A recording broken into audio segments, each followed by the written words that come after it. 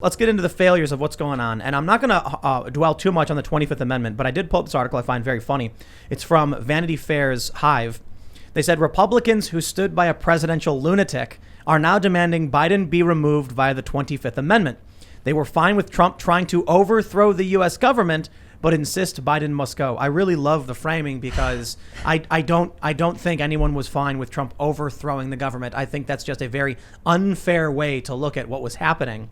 But let's move forward to why Joe Biden's being criticized in the first place. We're going to talk more about what's going on with Afghanistan. Biden versus reality from the Daily Mail. President falsely stated that the U.S. has no troops in Syria when there are 900, and the Afghan military had 300,000 troops in a series of lies and bungled statements in an ABC interview. Biden said there was no way to leave Afghanistan without chaos ensuing, but 6 weeks ago he said a Taliban takeover was highly unlikely. He said the U.S. doesn't have a presence in Syria, but 900 troops remain. The president took questions from the media for the first time in over a week on Wednesday in an interview with ABC's George Stephanopoulos. Yeah, but was he actually making himself available to all press? In one bizarre moment, Biden seemingly brushed off Afghani stowaways so desperate to flee, they clung to departing U.S. plane before falling to their death. And now we've got the White House chief of staff, who apparently is not doing interviews, but is getting criticized because he's tweeting a bunch of far leftists on social media. You got Jen Psaki on vacation. Kamala Harris says, I don't want to be talking about this stuff. Man, what's going on with this administration, dude? Not enough, but too much. So that's a good way to put it. I mean, this week has been rough for the Biden administration and just us as, as a country, regardless of how you feel about the war. A lot of people feel like, one, we should have gotten out of there, but not in the way that we left, and certainly shouldn't have left people who helped us behind. But even more importantly, definitely not leaving Americans behind. So that's the craziest thing about it. Yeah. We've got 15,000 Americans still in Afghanistan. And this is one of the things that I kind of, when Biden said that, I think it was Biden who said this, right, in the interview with ABC, that there's 15,000 Americans that are still there. They can't get them out because they can't get to the airport. And that kind of I had this moment where my heart kind of went like bump, bump, like big, because I was like, what's going to happen in the next couple of months. Oh, yeah. The Taliban's not going to be like, oh, American, right this way. We've got an escort for you. They're going to be like on your knees. And we're going to start seeing videos of this stuff. And then, yeah, I agree. I'm hoping the Taliban is more scared of losing any kind of international recognition, which I don't think they're going to get in the first place. And considering the stuff we're already seeing out of there, it really does feel like they might try to be like, no, Americans, we're being peaceful. You can go. But I don't see them getting the recognition. I guess one of the things they're saying now is that the U.S. has accepted Saudi Arabia, and they basically want to do the same thing. So what's the problem? I don't know, though. I think there may be some hope in that they're scared of the U.S. still. And so they're like, just get the Americans out of here. But 15,000? How many of them might be contractors? Yeah. How many of them may have crossed the Taliban in some way, and they're going to be like, not this one? And then we start seeing these videos. So why didn't the Biden administration hard mandate evacuate Americans before the withdrawal? They left Bagram Air Force Base in the middle of the night. They just ran out, left everything. Wow. The conspiracy theory is that they wanted to make it such a poorly executed withdrawal that it makes people want to go back. Like, you see how horrible it was, that makes people want to go back in later. They're doing it. They're sending in more troops. Whether or not it's intentional, but it's really, really messed. Dude, watching the people fall from the airplane was really, really guttural, because I remember watching the people fall from the World Trade Center. They were hanging out the window, and they jumped out because they didn't want to burn to death. And it's like bookends. And to the we're coming stupid, up on 20 years. That's crazy, dude. Yeah. All to get Osama bin Laden, and they invaded the country. Like, what? It obviously wasn't to get Osama bin Laden. They didn't have to invade the country to do that. Yeah, someone should ask Bush what's going on. There's a really great meme where it's 3 Spider-Man. The 2 Spider-Man meme? Yeah. It's 3, and it says, like Biden, Trump, Obama, and they're all pointing at each other, and George W. Bush is painting the picture. Yeah. Dick Cheney, really. He ran the military at that point. Yeah. Put Halliburton, his company. What was his role at Halliburton? Was he the chairman of the board or the CEO or something? Like that, yeah. I'll give Biden this respect, because he said this in his speech, that he didn't want to pass this failure off to the next presidency, because that's what Obama did. Obama got it from W. Bush, and he promised he was going to end all of this stuff, and instead we got more troops. And I think one of the big reasons was he didn't want it to happen under his name. He didn't want the failure to be on him. He passes it off to Trump. Trump says, okay, we're drawing down. I mean, it was Bush, Obama, Trump. So Obama receives he inherits this war, and then it just keeps going. He keeps it going. Trump inherits it and says, we're ending this now. We should have ended it a long time ago. Biden says, you know what? I'll follow through. He screwed it up. Bad. Real bad. So, but do you think Obama didn't want the failure to be on him? Or do you think he was afraid that if he pulled out of Afghanistan, we may end up getting an attack on our soil? So he'd rather fight them there than fight them here? I don't believe that.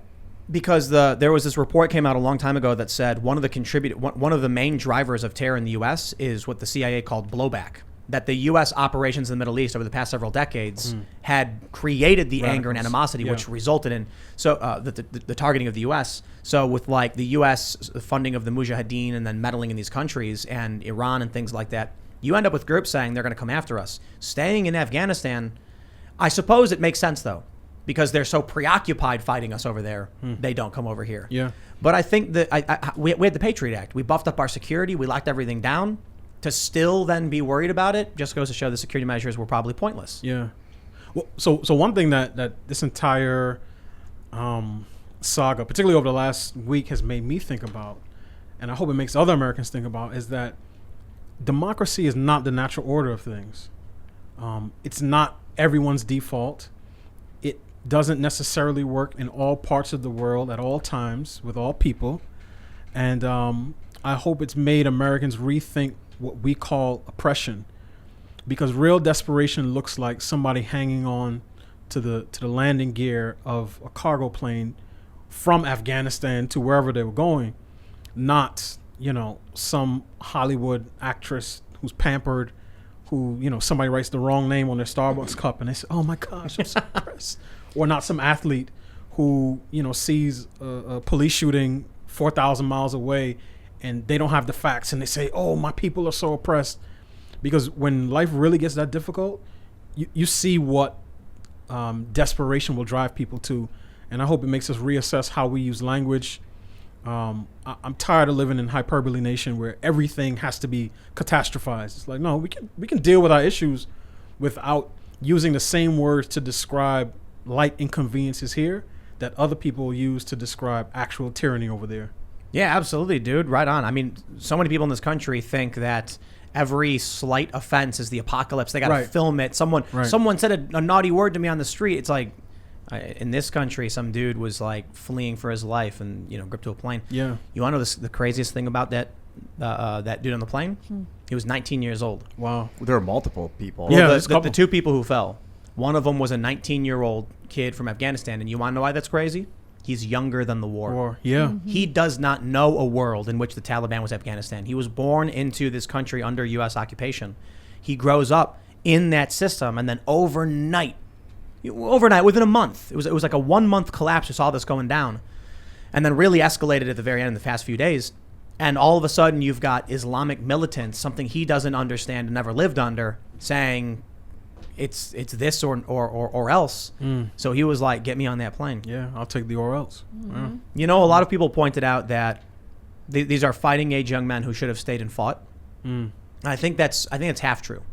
It is true they're fighting age young men. They should have stayed and fought. The problem was, I was reading this op-ed. They said a couple things. There's two different ones.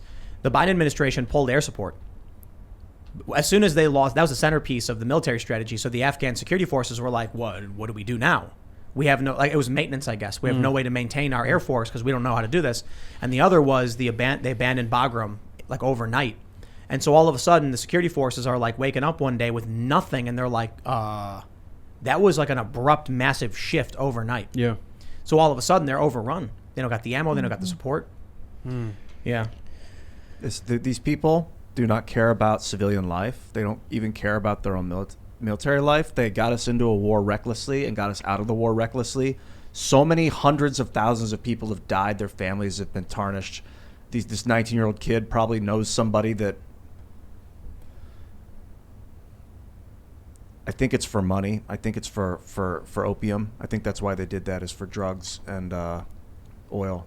I wouldn't make it so specific. I'd just say power. That opium trade. I think all of that stuff was just, but I don't blew up in the last 2 decades. The opium I agree, but the way I would phrase it is, I don't think they're looking at their bottom line and calculating opium. I think they're just like, what's the money? Right. You know, Like, I don't care what you're doing. A person is worth $100,000 each, or they'll be civilians, pedants are worth $60,000 each. So if we kill 3,000 of them, that's 1.8 million. But we're going to make 60 million in heroin. So easily that's a good deal for us. Plus all the opportunity cost that's gone when you don't have to feed people. I mean, it's terrifying. This is what governments have been doing, is deciding who lives and who dies. But when they become aggressive, then they create situations where they have to make that choice. But they created that situation. This is like a deep spiral into madness for me. We're out though, you know what I mean? So as much as I can be really upset with the images we're seeing and now the potential of these 15,000 Americans, I still think it was right to get the troops out. And so it's a challenge, because if you knew beforehand that Biden was a moron, and we did, and that this would probably be seriously screwed up, and we could all assume that, would we still do it? And I think the answer is yes. However, I think there would have been there had to have been some kind of, I don't know, man. How did he not listen to any? Like, his intelligence was bad. It's chaos. So, it's a tough question. Yeah. Everything we're seeing right now. I'm curious as to how this experience in the last 20 years, how they will reshape our politics, both domestically and our foreign policy. I'm curious as to, what America's role on the national stage, what role we want to take in terms of nation building. As the world's policeman, I wonder what the appetite will be for that from either political party. I think this could be the beginning of the end. We got what, like 25K troops in Korea, or a certain amount in Japan. We got soldiers in Germany. How long until all this we're seeing results in Americans just being like, we shouldn't be doing this? If we really do see like a red wave backlash to Biden, that results in Trump coming back in, or someone like Trump, and Trump was saying, get our troops out of Germany. Like, why do we got troops in Germany? That makes no sense. Germany's fine. They can handle their own security. What happens when we get a Trump who's just like, how many of you think we should be focused on America first? Yeah. And then you get people just screaming yes, because we're sick of this foreign intervention stuff. Yeah. And then what happens? Trade-offs. I don't know. Because, it's easy to say that. You bring the troops home, everybody says, yes, we can focus on our domestic problems. But as you see, whether it's the influence of China or other countries growing in other areas, people start to say, okay, these other countries are not doing the same thing. They are definitely globalists. They want to control parts of Africa and the Caribbean, Latin America. What is America going to do? And how would we feel as a country if let's say China's influence grows to the point where they are basically everywhere but, Mexico, U.S., and Canada? Is that something that our politicians would want to live with? It's easy to talk about, sort of a non-intervention as a political exercise. But again, when you see the influence of those countries growing, whether China or Russia, whoever it is that something that we could live with? This is the big challenge. Yeah. So I usually err on the side of anti-intervention, but we should mind our own business. We should be building up roads in America, and we should be doing these things, because those are the immediate and the obvious, problems to address. But then I'll remind everybody, and I'm not trying to say it's right to invade other countries, not at all. But keep in mind, when during the Cold War, you had the expansion of communism. This is despotic authoritarianism. They were massacring people. I mean, you look at what happened in Cambodia. You look at what happened in Southeast Asia. All across these countries, it was a nightmare. And so the U.S. was their mentality. It wasn't just blindly like, we're gonna go steal money. It was like, if we sit back and the communists keep expanding, because they're militaristic, they're taking over, in 20, 30 years, it will be impossible to stop them. We either confront them now, or in 30 to 40 years, they surround us on all sides, look at us and say, now you're done. And then they control our trade, they influence us, and then we fall to them. So the Americans didn't want to do it. Now with Afghanistan, it's not the same thing. It's not like China's literally gonna, it's not like, communist Russia's massive expansion, but China does. They are working with the Belt and Road Initiative. They are expanding. So it's probably more strategic. And therein lies the scary question. if the U.S. doesn't have any kind of international presence, do we just wait until China surrounds us? Yeah. So ultimately, I'll just add one more final point to that. The U.S. was expanding and surrounding everybody else. They viewed us the way we view them right now. Interesting.